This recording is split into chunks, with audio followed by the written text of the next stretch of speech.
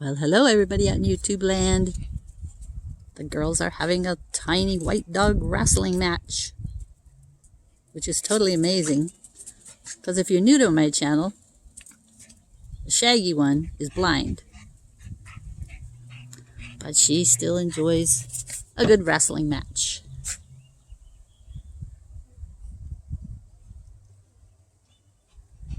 Are you done? Who won? Was it tie? And it's round 2. Buddy's the referee.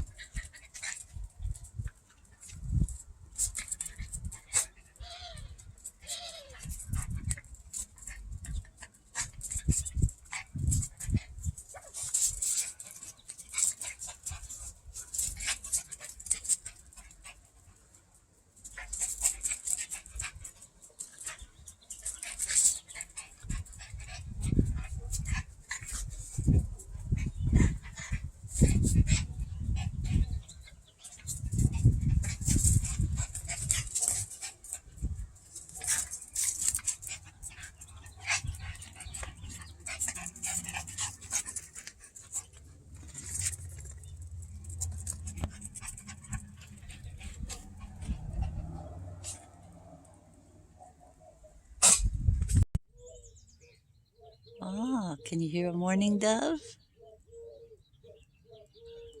Now, the fun thing about Southern California in June is that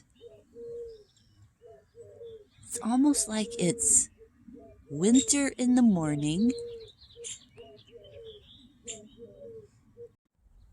and summer in the afternoon. Look at that blue sky. Look at these beautiful flowers. Yeah, that's one of the really cool things about June in Southern California. So I took the dustpan and a broom down to the AstroTurf and gathered up some of the rabbit manure. I'm going to put it in the compost bin.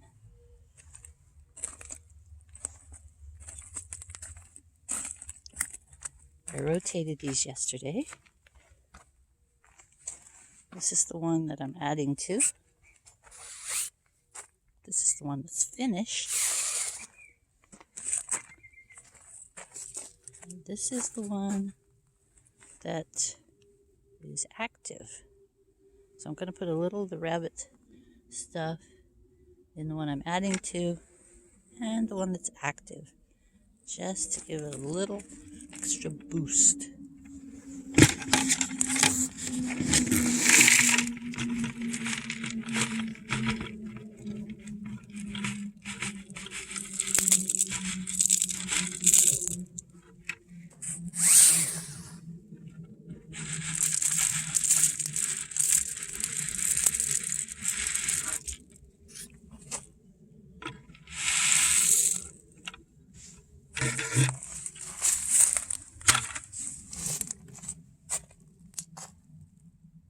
Okay, I'll let you know how that turns out.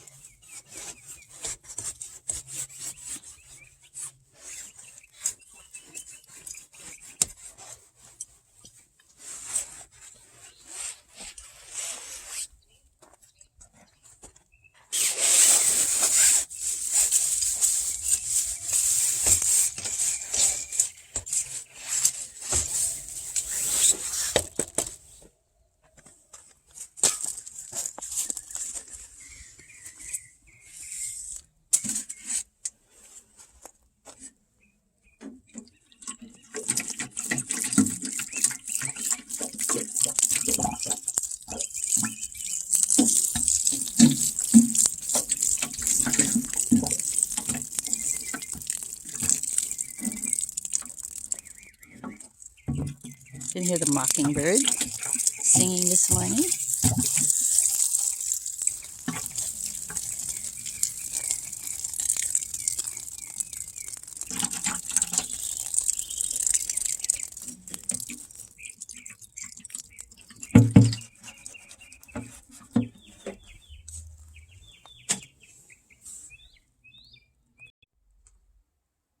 as you can see, all the water that used to be in the shed that I gathered from off the roof, the rainwater, pretty much gone. I think I've got 7 bottles back in here.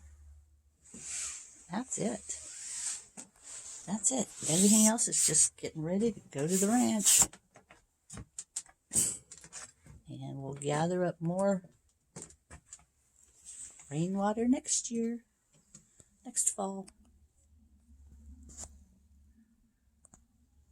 It's almost just perfect. You know, it was that way last year too, where I had just the right amount of water gathered up in here until June.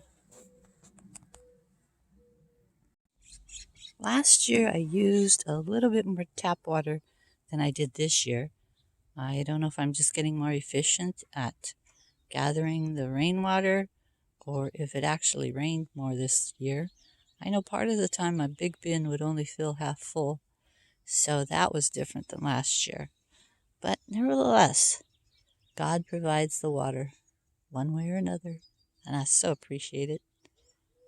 Don't have much left to water these days. A couple here, 3 bins over there. Oh, there's Buddy.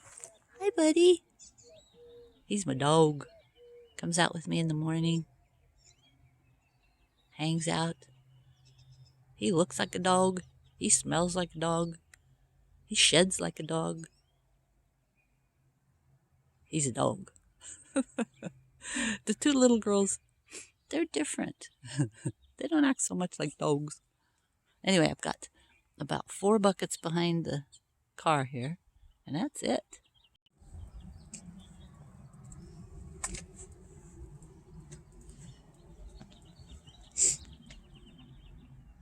So, we'll gradually be taking these down and putting them in the compost bin. I'm going to save the soil in the buckets this year and then just add to the top next time. Oh, hear the house finch?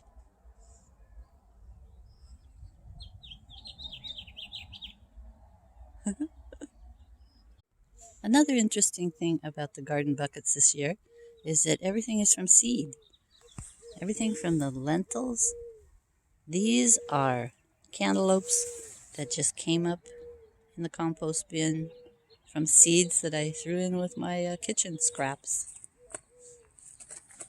Pepper came up from seed.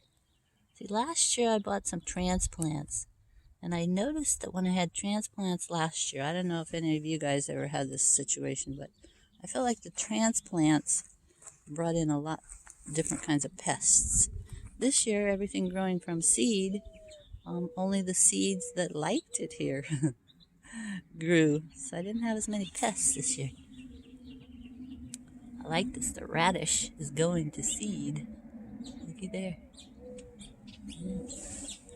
Down here on the bottom, it doesn't look like it's a big round one. It looks like it may be more of a long shaped.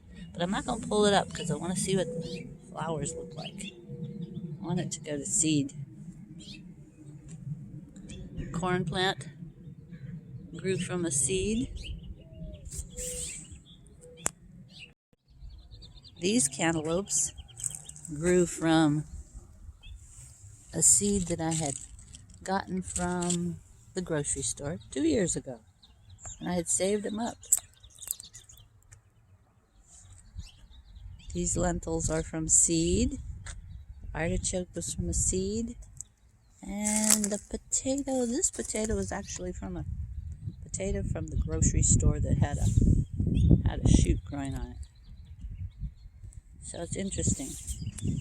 I think next year I'll probably plant from seed again. I just like how everything is kind of natural when it grows from seed. Although, who knows? I ran across some really good seedlings. Who knows? It's a beautiful thing about gardening. It's such an art. You can just do different things. You can make it science if you want, where you keep track of everything and have all kinds of breeding programs and take notes of everything in your journal. But I really like the artistic side of gardening. For example, these oleanders have been on this property since I bought it, which was in 97, I think. I've never watered them. I've never fertilized them. I've never done anything to them. And I've never even cleaned up the leaves around the bottom. And I think that's why they're flourishing, because they just keep feeding themselves, which is nature's way. Whereas over on the other side, I always used to clean up all the leaves and twigs in this area because this is where I had the trash cans. So, I wanted to be able to pull them in here and out. But over the years, this tree died. That was a bottle brush. This tree died. Also a bottle brush. Oh, here are my little shells. I gotta show you these. That's because this is Shelley's garden. These are shells. And this bottle brush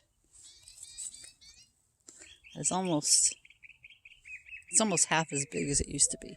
So, the moral of the story, and then there's one more back there that's doing fine because I never cleaned up underneath that one. So the moral of the story is let nature take its course. We get so clean, we want everything all cleaned up, but we're taking away all the valuable nutrients that these trees want. For example, now these oleanders up on this hill, these are owned by the neighbors, and they do water them, but they have never, and we have never, cleaned up the leaves underneath, and they're doing great. So, that's it for today, guys. Thank you so much for tuning in. I'll see you again. Jesus is the exact image of the invisible God, and He loves you. He died to pay for your sin. You can live a life free and happy forever and ever. Believe in Jesus. Be kind to other people, and He'll answer your prayers. Adios. See you next time. Bye-bye.